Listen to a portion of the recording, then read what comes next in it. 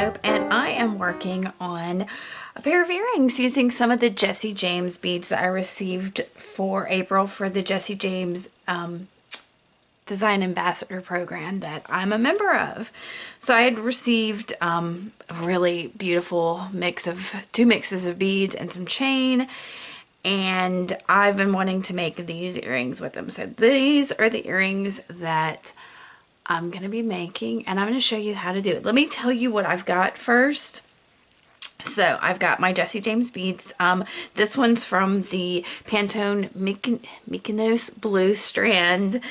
And these two are from the Sunset Goddess mix. So I've also got some gunmetal head pins, 6 gunmetal spacer beads from my own stash, 2 4mm jump rings, and I think 1 6mm, I think is what it is, a gunmetal ear wire, and then I've got 3 lengths of 20 gauge darkened steel wire that I have cleaned and sealed with some wax paste. And then I've got, y'all, these are glue stick and chapstick tubes in various sizes. I find that they work great because of their hard surface for wrapping wire around. You can also use a mandrel of some kind. I have a ring mandrel, but it gets a little fiddly for me. I've been working with these tubes and I like it. So the 3 lengths of wire I'm using are a 5-inch, 3.5-inch, and 3-inch length. So, what am I going to tell you? I think the rest of this may be voiced over because I find that if I try to talk and work, it gets really long.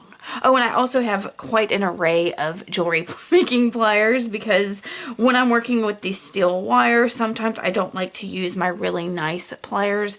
I prefer to use some of the hardware store or some of my older pliers. So, I'm just saying that because, yeah, that steel wire can be kind of nasty, especially in a 20 gauge. So be mindful of that. And I think that's about it. I'm going to get to it, starting with my 5-inch piece of wire.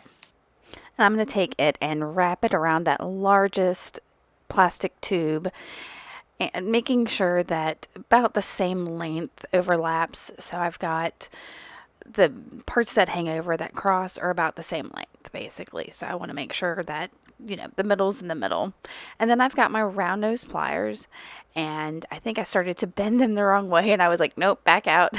And so what I'm doing is I am making a loop toward the other wire. So one on one side and then going to the other side so that when they meet in the middle, they overlap. I think I'm going to show you. Yeah, I'm going to even use my pliers to make sure that they're there, but you can see that they overlap just a little. Now to hold them together a little bit more, I've got one of those smaller jump rings. I am using 2 pairs of pliers to twist open that jump ring, and that I'm going to insert. It's a little fiddly here, but from the bottom, because I want that to hang from the bottom so one of my beads can hang there. So it takes a little bit of finagling and I twist it closed. So that is there. And I'm going to go ahead and get my next longest length of wire and wrap it around my middle size tube. And I'm going to basically again make sure that the lengths that are hanging that are extra are about the same length. And then I'm going to bend them each. I'm going to give a little space, not where they cross, but go a little bit on each side of where they cross and bend them straight up. I'm going to use my round nose pliers there and just make a loop back from that on each of those parts that those little tails I bent up. Just like that. I'm going to make sure those loops are straight. And I'm going to do the exact same thing with my smallest length of wire. Now I have to admit that this design is actually inspired from a friend of mine, another jewelry making friend of mine. I will put links to her below, but she has a bracelet tutorial that uses like elongated rectangle shapes. And when I saw it, I was like, oh, I can make maybe some earrings with some round ones. So that's what I'm going to try. I may try some other shapes later too of this. So if you try this or try another shape, let me know. I'd love to see and hear about what you've done. So I did trim that one down just a little bit because where I had bent them up, they were not the same length. And I wanted to try to make sure my loops are the same width around. So once I've got all those made, I am going to slide my a spacer bead, a bead, and then another spacer bead on each of my head pins, just like this. And then I'm going to start with my largest blue bead, that Mykonos blue, and I'm going to create a wrap loop. But before I wrap the loop, so I'm going to bend it at a 90-degree angle and then make my loop. And then I'm going to open that loop a little bit and slip it on to that jump ring we put in the largest hoop there. Now, I do want to mention before I forget about it that I should have, when I made these metal loops, I should have possibly taken them to my bench block and hammered them a little to work harden them. And the next time I make some of these, I'm absolutely going to do that. But I was so excited about trying out this design that I just didn't do it this time around. So I do recommend y'all trying that if you're interested. That will help keep your circles a little bit more in shape. And that's all it does. It's, just one of those things. But as you see there, I completed my wrapped loop.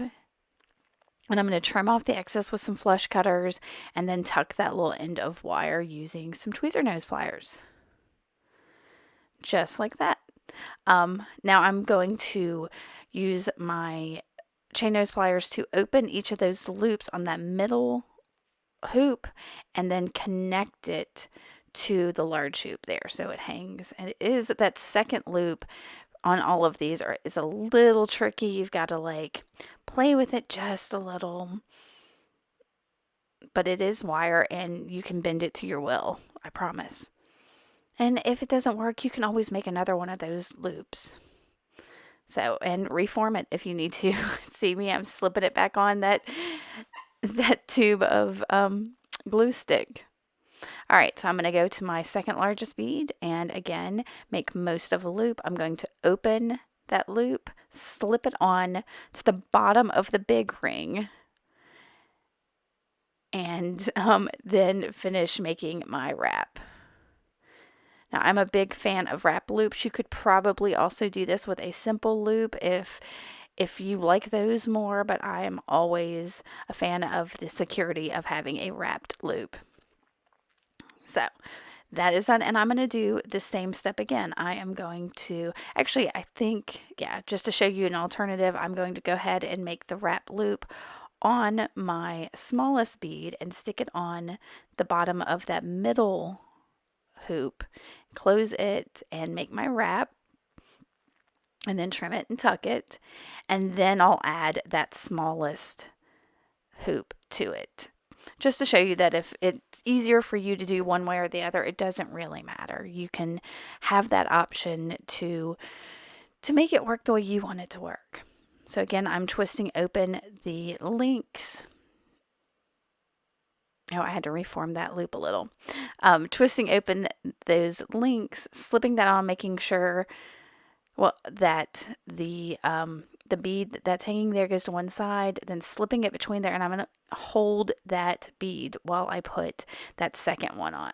Now I'm going to make sure that the links, the loops that I've made on that wire are both pointing in the same direction. And now I'm adding my larger jump ring. I'm going to close it and then add the smaller jump ring and the ear wire. And that additional jump ring just helps make sure that these are facing in the right direction. And with that, I've got a pair of y'all, these have so much fun movement. I really, really love how much movement they are. And they are perfect for a summer sunset. I hope you like this. If you have any questions, don't hesitate to let me know. I'll have links to the products from Jessie James below. And thanks so much for watching. Make sure to like and subscribe. Bye.